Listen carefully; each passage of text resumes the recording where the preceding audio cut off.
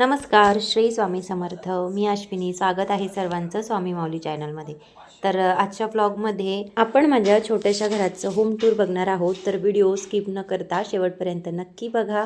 आणि तुम्ही जर चॅनलवरती नवीन असाल तर चॅनलला लाईक, शेअर आणि सबस्क्राईब नक्की करा, जेणेकरून असेच नवनवीन व्हिडिओ तुम्हाला सर्वात आधी बघता येतील. चला तर मग आजच्या व्लॉगला सुरुवात करूया. तर मला एका ताईने कमेंट केलेली की ताई होम टूरचा एक व्हिडिओ दाखवा. तर त्या ताईंसाठी मी आजचा हा व्हिडिओ जो आहे तो बनवते. तर सुरुवात आपण सर्वात आधी घराचा जो एंट्रन्स आहे, मुख्य प्रवेशद्वार आहे, तर त्यापासून करणार आहोत. तर सुरुवातीला बघा, छान आणि सुंदर असा मुख्य दरवाजा आपल्याला घरामध्ये येताना दिसतो. आणि त्यासोबतच मी छानपैकी एक कवड्यांचं तोरण जे आहे तर ते दरवाजाला वरच्या साईडला लावलेलं आहे. त्यासोबतच वरती गणपती बाप्पांची मूर्ती आहे, त्यांच्या आजूबाजूला शुभ लाभ असं लिहिलेलं आहे. आणि त्यासोबतच घराचा जो मुख्य प्रवेशद्वार आहे तर त्यावरती मी छान असं स्वस्तिक लावलेलं आहे. आणि त्याच्या आजूबाजूला सुद्धा शुभ लाभ असं एक सोबतच किट मी घेतलेलं होतं, तर त्याच्यासोबतच मला ते आलेलं होतं. तर छान असं जे शुभ लाभाचं चिन्ह होतं तर ते मी मुख्य प्रवेशद्वारावरती लावलेलं आहे. आणि त्यासोबतच जे 64 योगिनी यंत्र आहे आपल्याला केंद्रात मिळतं बघा, तर ते मी दरवाजावरती लावलेलं आहे. यासोबतच बघा, त्याच्याच अगदी बाजूला छत्रपती शिवाजी महाराजांचा सुंदर असा फोटो आहे.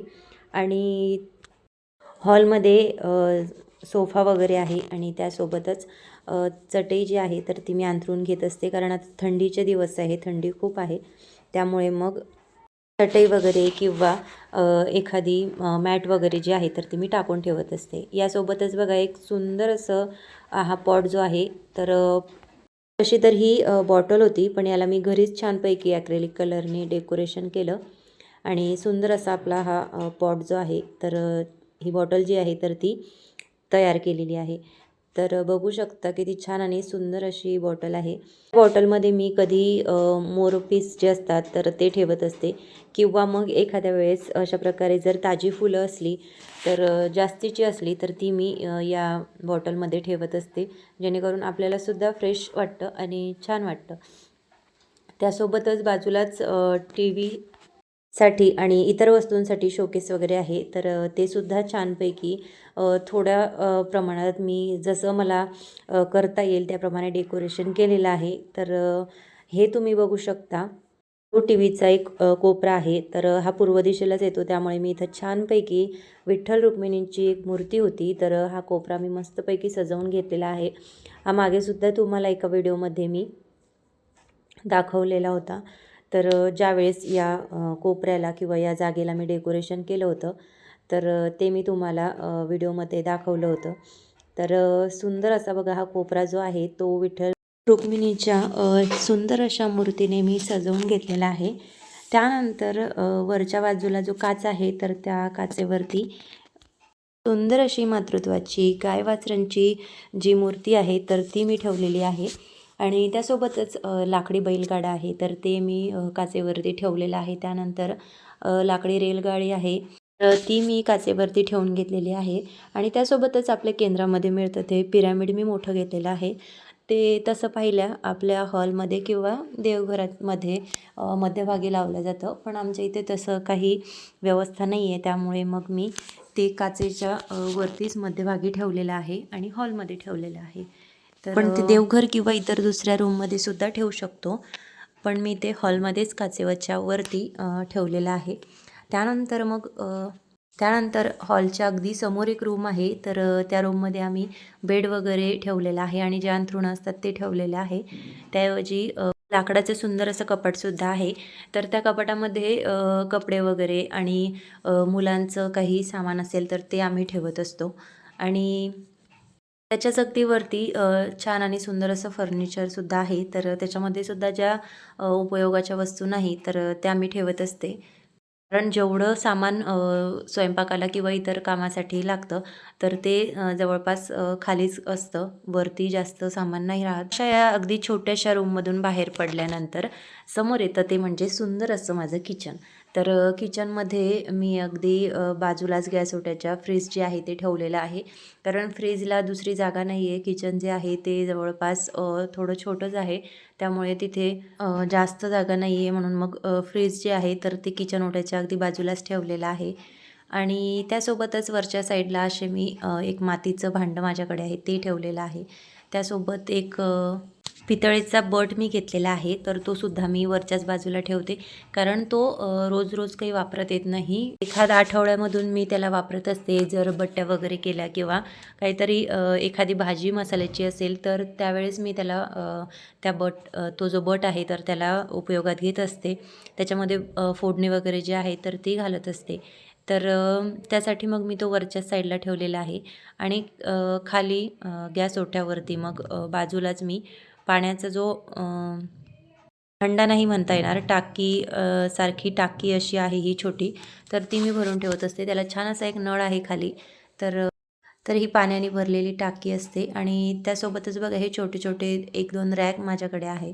तर त्यामध्ये मी सगळे मातीचे किंवा मग काचेच्या ज्या बरण्या आहेत तर त्या मी ठेवत असते. तर हे बघू शकता तुम्ही.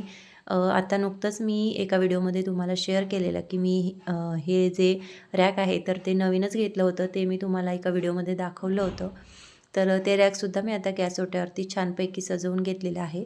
त्याच्यामध्ये बऱ्याचशा कामाच्या ज्या बरण्या आहेत तर त्या मी ठेवत असते रोजच्या वापराच्या.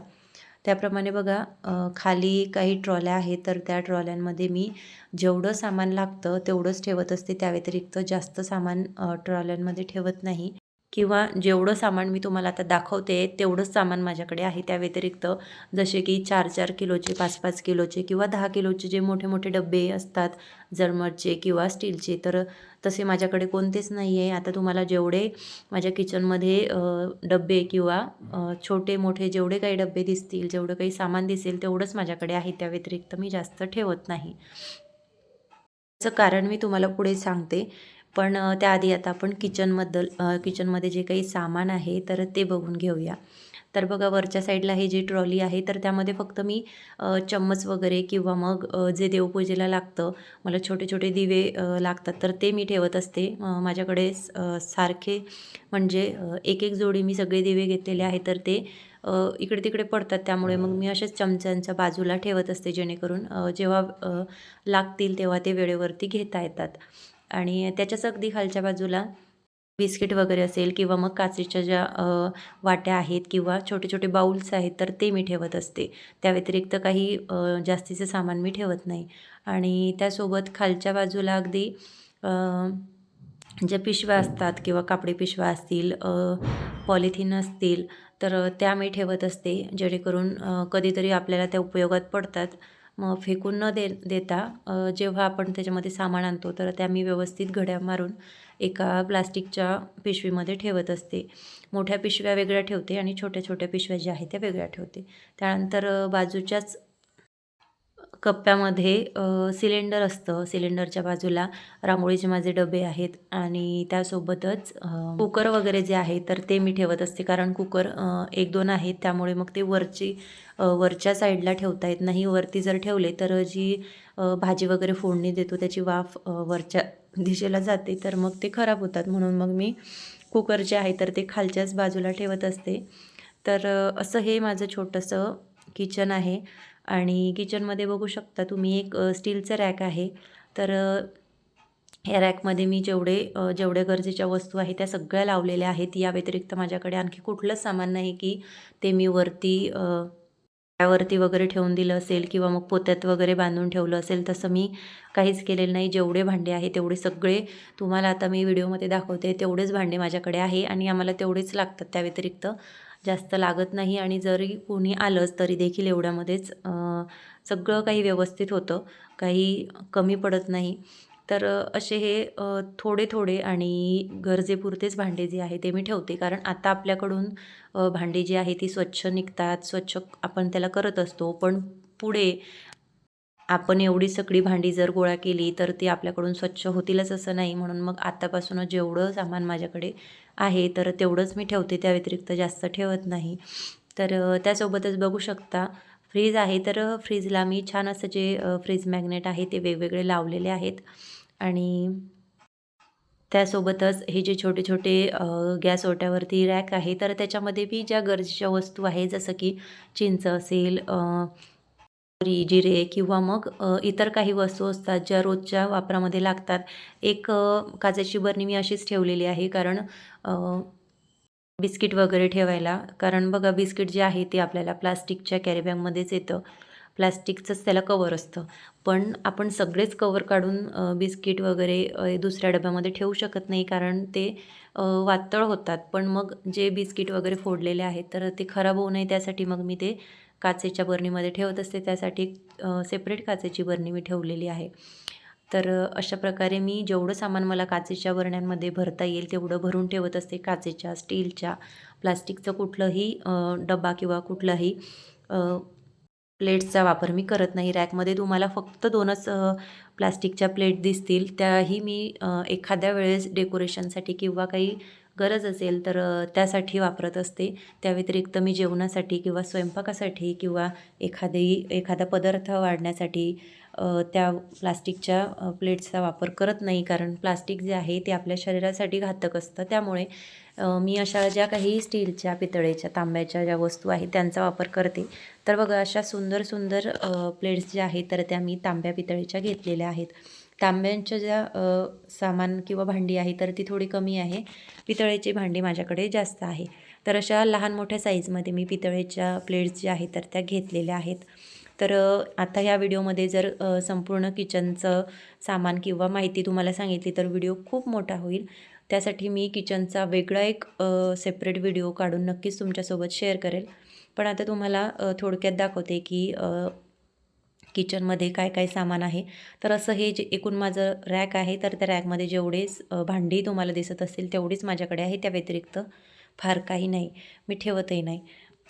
त्याच्यानंतर मग पुढे थोडं 2 पावलावरती अगदी छोटीशी माझी गॅलरी आहे. तर त्या गॅलरीमध्ये ज्या रोजच्या वापरातल्या वस्तू असतील त्याच मी ठेवते. फार सामान काहीच नाही. ते आपण म्हणतो की अडगळीतलं काही सामान आहे, तर ते मी बाहेर काढते किंवा ते स्वच्छ करते.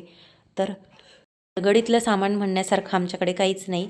जे आहे ते समोर आहे आणि वापरातल्याच सगळ्या वस्तू आहे. जेव्हा एखादी वस्तू वापरात नाही येणार किंवा खराब होईल त्यावेळेसच आम्ही तिला टाकून देतो किंवा मग वापरत नाही. तर फार काही जास्तीचं सामान माझ्याकडे नसतं, मी ठेवतच नाही. तर अशी छोटीशी गॅलरी होती जिथे मी कपडे वगैरे धुते किंवा मग जे काही पाण्याची बकेट वगैरे असेल तर ती भरून ठेवत असते. त्यासोबतच परत किचनमध्ये आल्यानंतर मग किचनमधून दुसरी रूम जी येते तर ती म्हणजे आपल्या स्वामींची, म्हणजेच देवघराची. तर सुंदर असं माझं देवघर आहे. अगदी छोटं आहे पण छान आहे. देवघरामध्ये सगळ्यात आधी येतं तर ते बघा, असे छोटे छोटे स्टीलचे माझ्याकडे डबे आहेत. तर ते सुद्धा मी वरती नाही ठेवत, कारण वरती ठेवल्यानंतर मग ते काढायला आणि परत ठेवायला जड जातात. त्यामुळे मग मी जास्तीचं सामानच माझ्याकडे नाही आहे. जेवढे डबे आहेत तुम्हाला समोर दिसत आहेत तेवढेच मोठे मोठे डबे माझ्याकडे आहेत आणि त्यात मी त्याचं सामान किंवा मग पीठ वगैरे असेल तर ते ठेवत असते. पापडांचं किंवा इतर काही जास्तीचं सामान माझ्याकडे भरून ठेवण्यासारखं सुद्धा नसते. कारण मी जेवढं लागतं तेवढंच सामान जे आहे ते आणते. कारण जास्त सामान आणून ते खराब होतं किंवा मग बुरशी वगैरे लागते. त्यामुळे मग मोजकंच सामान आणत असते. तर असे हे छोटे छोटे डबे होते आणि त्यांच्या बाजूला इतर काही कपाट वगैरे आहे तर ते ठेवते. आणि अगदी कोपऱ्यामध्ये ईशान्य कोपऱ्यामध्ये सुंदर असं आमचं देवघर आहे. तर देवघराच्या अगदी बाजूला खिडकी आहे, त्यामुळे सूर्यप्रकाशसुद्धा खूप छान येतो आणि हवासुद्धा खेळती राहते. आणि सकाळी सकाळी जेव्हा देवपूजा करतो तेव्हा खिडकी वगैरे ओपन केल्यानंतर छान अशी हवा येते आणि खूप प्रसन्न वाटतं. आणि सकाळी सकाळी असं हे निसर्गाचं दर्शन होतं, जे आपल्याला आजकाल बघायला मिळत नाही. तर छान असं शेत आमच्या घराच्या अगदी बाजूला आहे.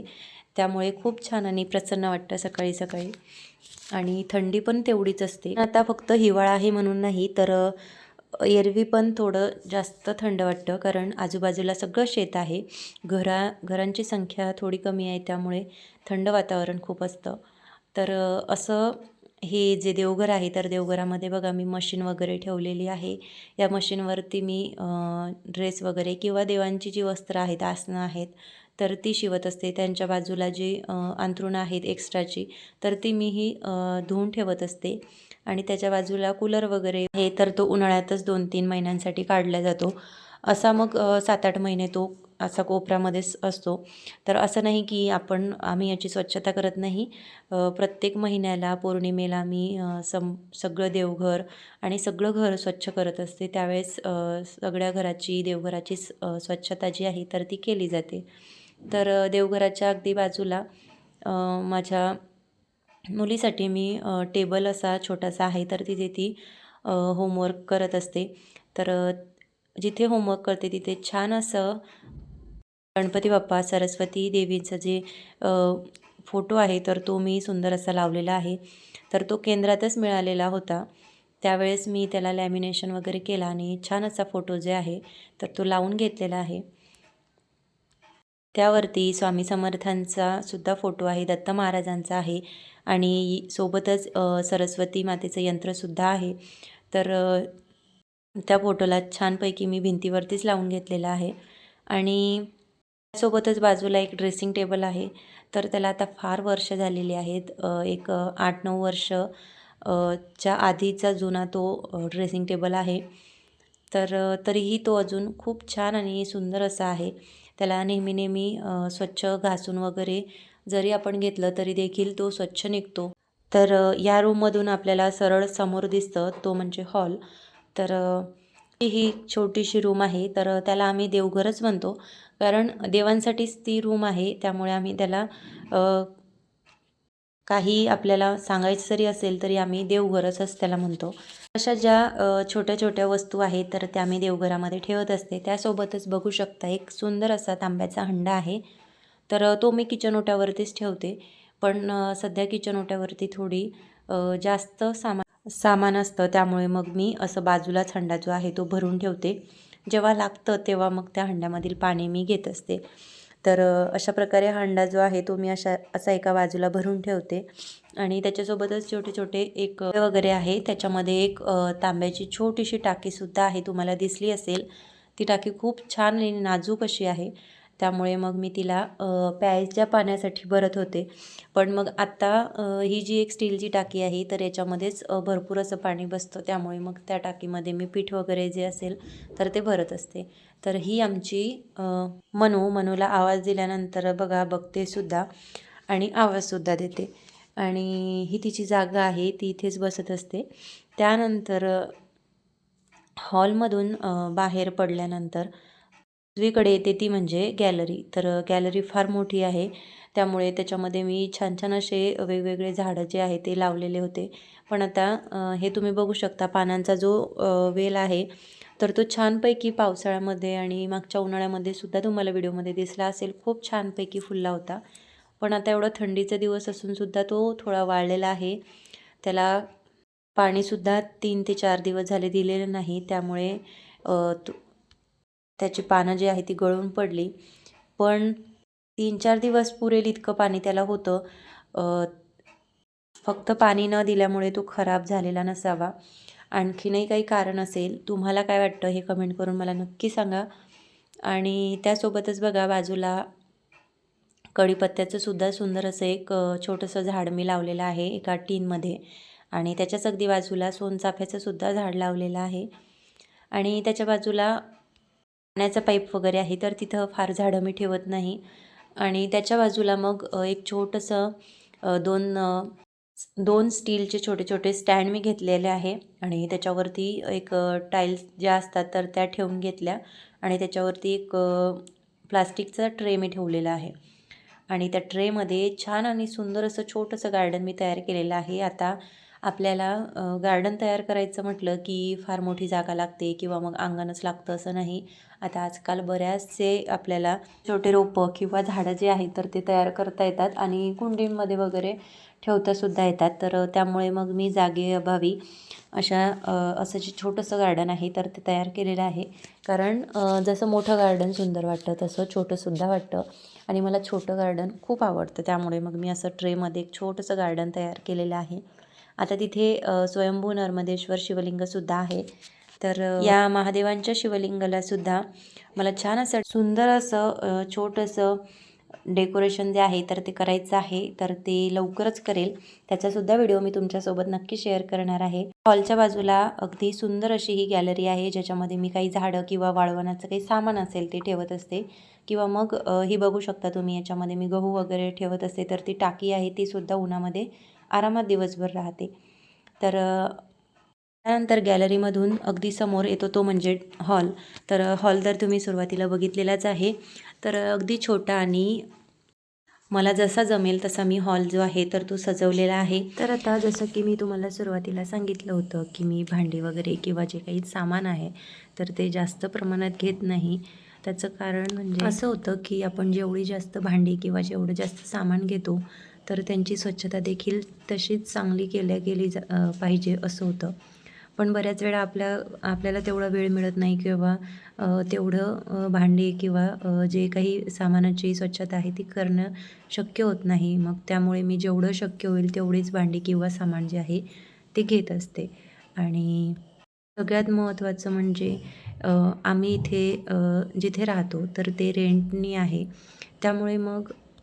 त्यामुळे मग बऱ्याच वेळा शिफ्टिंगमध्ये सुद्धा सामान जे आहे ते खराब होतं.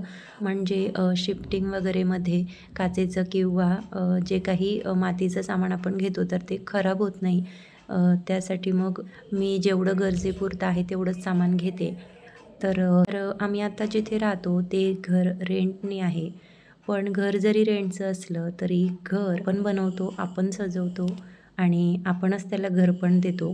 त्यामुळे मला जे काही शक्य होतं, जे काही करता येतं तर ते सगळं काही मी घरासाठी करत असते. जेणेकरून घरसुद्धा सुंदर दिसतं आणि आपल्यालासुद्धा खूप छान आणि प्रसन्न वाटतं. तर आत्ता जरी आम्ही रेंटने राहत असलो तरी लवकरच स्वामींच्या कृपेने आणि तुमच्या साथीने आमचं स्वतःचं हक्काचं घर होईल अशी मला आशा आहे. आणि ते एक दिवस नक्की होईल. आणि जेव्हा स्वतःचं घर होईल तेव्हा मी त्या घराचा एक व्लॉगसुद्धा तुमच्यासोबत नक्की शेअर करेल. पण आजचा जो व्लॉग आहे तो सुद्धा तुम्ही खूप मनाने आणि शेवटपर्यंत बघितला, त्याबद्दल तुमच्या सर्वांचे खूप खूप धन्यवाद. आणि आत्तापर्यंत तुम्ही जेवढा प्रतिसाद मला दिलेला आहे, मला अपेक्षा आहे की यापुढेही देत राहाल. आणि तुमच्या छान छान कमेंट्स वाचूनच मला नवीन व्हिडिओ बनवण्यासाठी खूप जास्त उत्साह येतो. त्यामुळे तुमच्या छान छान कमेंट्स ज्या आहेत त्या अशाच करत राहा. तर असं होतं माझ्या घराचं छोटंसं एक होम टूर तुमच्यासाठी.